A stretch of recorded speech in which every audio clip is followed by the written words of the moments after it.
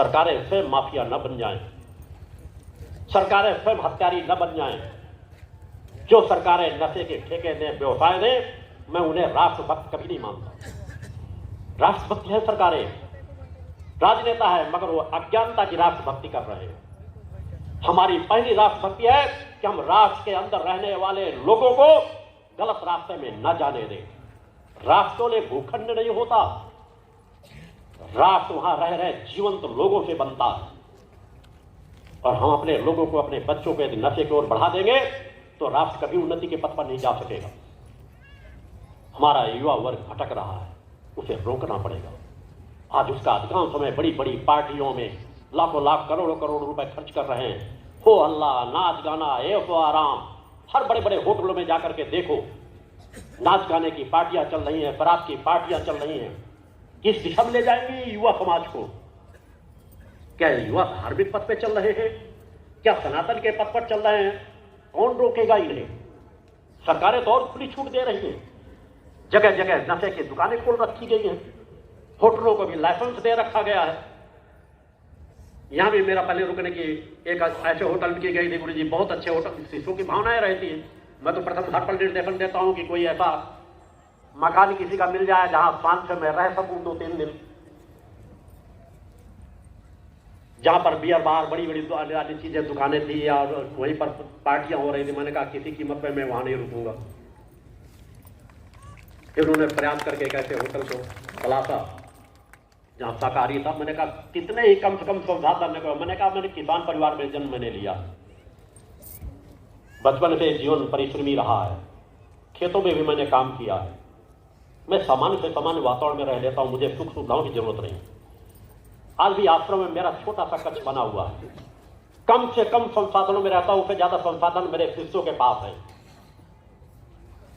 मेरा बस सबसे बड़ा संसाधन आवागमन की गाड़ियां आपको नजर आ सकती है। इसके अलावा मैं जितने कम से कम संसाधनों में उपयोग कर सकता हूं उतनी पूरा प्रयास करता हूं। यहां तक कि भोजन की थाली में अगर मेरे घर के सदस्य 1-2 सब्जियों से लाकर के कहीं कुछ विशेष है, 2-3 सब्जियां ज्यादा रख देते हैं तो मेरा पेट पहले ही भर जाता है। मैंने कहा अगर मुझे कुछ खिलाना हुआ करे तो सादा सादा भोजन, कम से कम भोजन रखा करो। कम से कम संसाधनों में जीवन गुजारता हूं। मेरे कक्ष पे कोई श्रृंगारदान रखा न मिलेगा।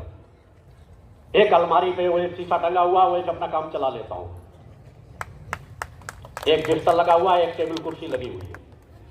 समाज के परिस्थितियों को देखने के लिए एक टीवी लगी हुई है, क्योंकि सहज भाव से समाज के न्यूज और न्यूज चैनलों के अलावा किसी चीज को देखता भी नहीं। कभी कुछ खेल आदि की चीजों को अगर बच्चों के द्वारा कहा जाता है गुरु जी देख लो, तो देख लेता हूं कि समाज किस तरफ जा रहा है, किस तरह से पागल हो रहा है। कुछ अच्छे खेल हो रहे हैं तो अच्छी बात है। 25-30 साल हो गए होंगे, मैंने कभी कोई पिक्चर नहीं देखी होगी, समय ही नहीं। ऐसी चीजों को क्या देखना जिनसे हमें कुछ प्राप्त ना हो सके। देखने के लिए हमारे लिए ऋषियों की परंपरा ही बहुत है, हमारे धर्म ग्रंथ ही बहुत है, सात्विकता पवित्रता की चीजें ही बहुत है। उस पर ध्यान गुजारो। कम से कम संसाधनों का उपयोग जीवन में करो। नफरत हो संसाधनों से कि इनका भोग करके हम अपने संस्कारों को नष्ट कर रहे हैं। जितना नितांत आवश्यक हो उतने संसाधनों को अपने पास रखो। और यही मैं छत्तीसगढ़ सरकार से चाहता हूं कि समाज को पतन के मार्ग पे मत ले जाओ। कोई सरकारें हो, आज बीजेपी की सरकार है, पहले कांग्रेस की सरकार थी, कोई सरकारें घमंड में न रहे कि हमारी एक बार सत्ता आ गई तो हम ही काबिज रहेंगे। समाज के लिए कार्य करोगे, समाज स्वीकार करेगी।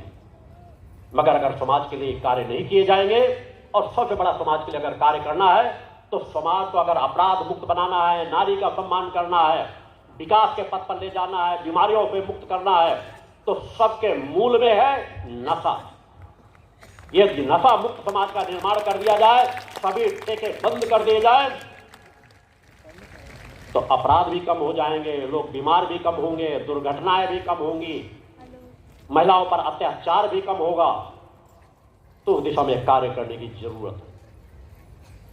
सरकारें कार्य करें, हम अपेक्षा करते हैं, हम साथ देने के लिए तैयार हैं। हाँ, हमने हमारी भारतीय सचेतना पार्टी का भी हमने गठन किया है। धीरे धीरे करके हम अपने संगठन को भी सशक्त बना रहे हैं, पार्टी को भी एक दिशा दे रहे हैं। मगर हमारी पार्टी का गठन राज सत्ता का सुख भोगना नहीं, चुनाव जीतकर विधायक सांसद बनकर के सुख भोगना नहीं। हम राष्ट्र को एक सही दिशा दे सके, राजनेताओं को एक सही दिशा दे सके, एक संगठित विचारधारा बनाकर कार्य कर सके, जो अच्छे लोग उनका सहयोग कर सके और जो गलत लोग हैं उनके विरोध कर सके। अगर राष्ट्र की राज सत्ताएं सुधर जाएं तो हमें कुछ ज्यादा करने की जरूरत नहीं है, क्योंकि हम सुधार ही तो चाहते हैं। और अगर नहीं सुधरेंगी तो एक न एक दिन भारतीय सचेतना पार्टी, भक्ति मानव कल्याण संगठन और पंजोत शक्ति सिद्धाश्रम में उठने वाली ऊर्जा सभी को सुधार देगी। बोल गुरुदेव भगवान की जय।